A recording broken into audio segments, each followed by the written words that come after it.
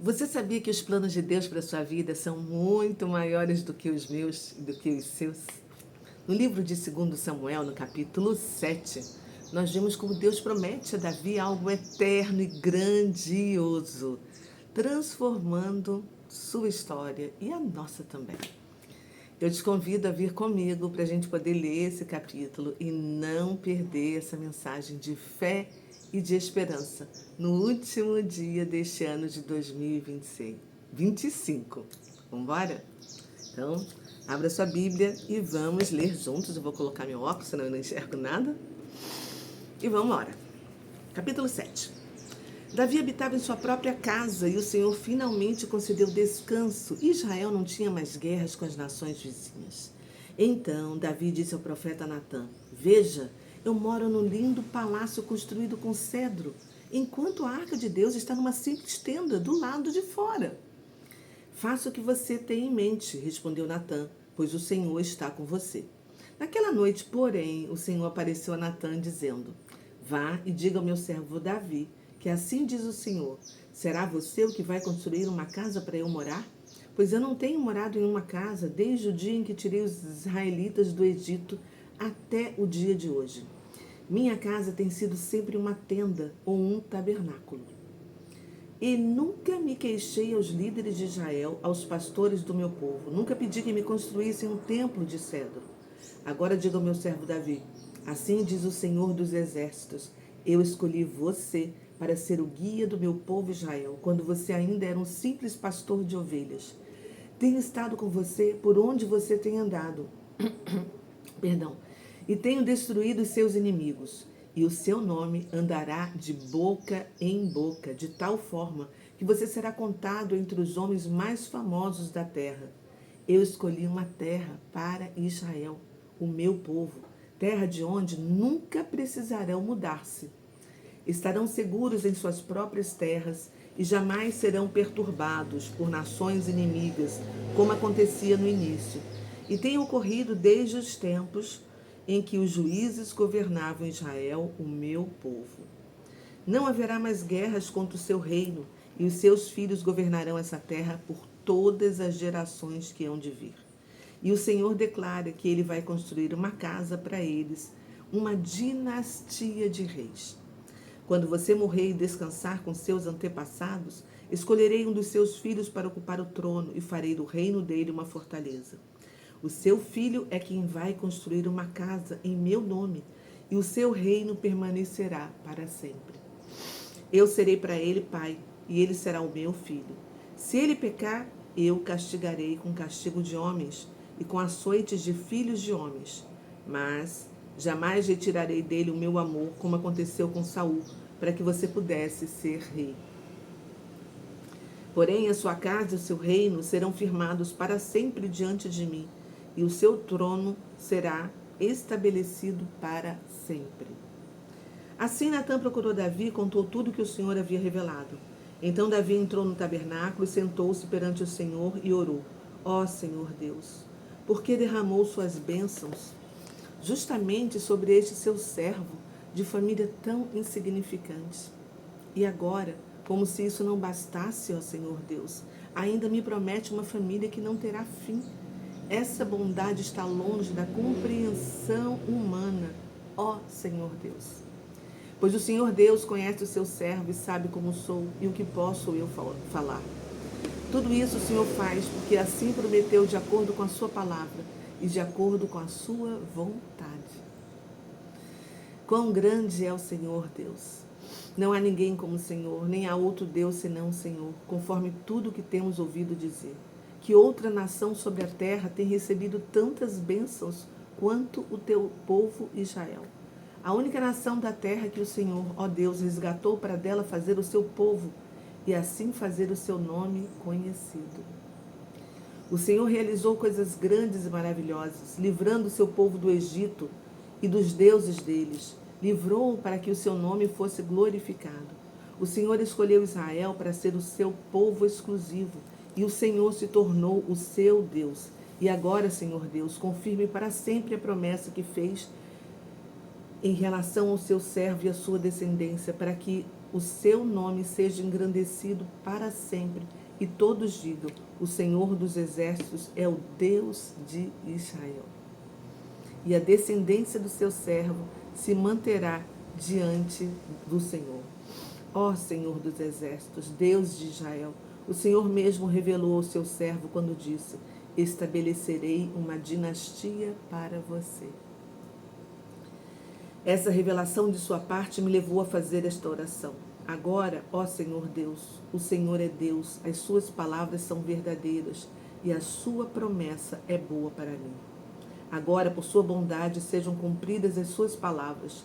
Abençoe o seu servo e abençoe a sua família, para que ela continue para sempre diante da sua presença, pois assim prometeu o Senhor.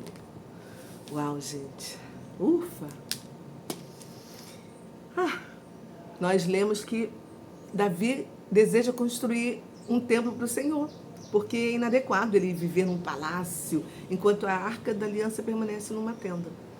Só que Deus responde, por meio do profeta Natã, né, que não será Davi quem construirá uma casa para ele, mas sim que Deus vai edificar uma casa para Davi. Só que Deus estava se referindo a uma linhagem eterna.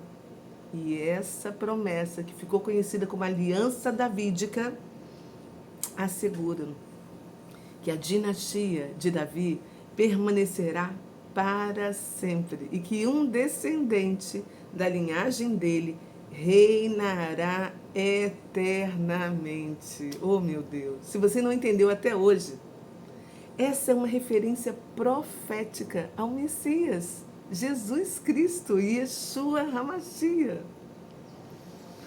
Quando Davi ouviu essa revelação, ele respondeu com humildade e com gratidão. Ele se prostrou diante do Senhor em oração, reconhecendo a grandeza de Deus e a pequenez do homem. Esse capítulo assim destaca o cuidado de Deus para aqueles que o servem, né? E a maneira como ele normalmente sempre nos surpreende com planos e sonhos que assim excedem os nossos desejos e as nossas expectativas. Aí eu te pergunto, que lições a gente pode extrair desse capítulo, que é o último deste ano, para a gente aplicar em nossa vida? Nós vimos que nós fomos surpreendidos com uma promessa maior e eterna, né? Então, isso nos ensina a confiar que Deus tem algo muito melhor e além daquilo que a gente pode imaginar. Quando Davi estava querendo só construir uma casa para Deus. E a oração de Davi também é assim, um modelo de humildade e de total reconhecimento da soberania divina. Um exemplo de como nós devemos nos prostrar e nos comportar diante de Deus com gratidão. Obrigada, Senhor, por tudo. E esse capítulo aponta para a chegada de Cristo, o descendente prometido de Davi, que vai reinar para sempre. Isso nos lembra que todas as promessas de Deus, elas se cumprem em Jesus. Não em nenhum homem, mas em Jesus. Aí chegou uma hora para a gente refletir um pouco. Será que você tem confiança realmente de que os planos de Deus para a sua vida, os deles são melhores do que os seus? Como é que você tem demonstrado gratidão e humildade diante das bênçãos que você recebe de Deus, que você recebeu durante todo esse ano de 2025? Como que o cumprimento das promessas de Deus em Jesus Cristo pode impactar a sua vida e a sua fé diariamente? Você já parou para pensar nisso? Então pensa, chegou a hora. Esse é o dia, esse é o momento. Vamos falar agora com Deus? Obrigada, Pai. Obrigada por nos mostrar durante os nossos estudos deste ano que os teus planos são muito maiores do que os nossos. Só essa oração de Davi já nos ensinou a ser assim humildes diante da tua grandeza, Pai. Gratidão por nos confirmar através deste capítulo, que não por acaso é o último deste ano, que Yeshua, Jesus, é o cumprimento da aliança davídica. O apóstolo Paulo já tinha explicado lá no livro de Atos, que a gente ainda vai estudar, que Jesus veio da descendência de Davi, cumprindo a promessa do Senhor. Ai, Pai, obrigada pelo ano de 2025, por todas as lições que nós recebemos, porque até aqui nos ajudou o Senhor. Obrigada, Pai, por me sustentar nos meus 90 dias de luto que eu passei por minha mãe, né? Eu te agradeço. E eu te peço, Pai, paz, prosperidade em todos os sentidos e vida longa para minha casa, para os meus irmãos, meus sobrinhos netos, meus amigos. Ai, eu também te peço, Pai, restauração para a saúde do presidente Bolsonaro. E te peço, acima de tudo, Pai, justiça para o Brasil, justiça para Israel. E entrego o ano de 2026 em tuas mãos, Senhor. E peço instrução e direção para cada uma das nossas decisões neste ano de 2026. Nós te amamos, bendizemos o teu nome e oramos em nome de Jesus. Amém e amém. Meu irmão, minha irmã, eu te desejo um 2026 de paz e de alegrias. Um beijo no seu coração. Ano que vem tem mais. Nós tivemos data para começar no dia 1º de janeiro de 2025, mas não temos data para terminar o estudo da palavra que Deus nos deixou, que é o GPS, o caminho de volta para casa. Não deixe de ler a Bíblia. Ela é essencial. Beijo no seu coração, compartilha, deixa o seu like e manda para uma pessoa que você ama. Hoje eu vou postar mais cedo para você ter tempo e não deixar de assistir esse último estudo. Fui, tchau.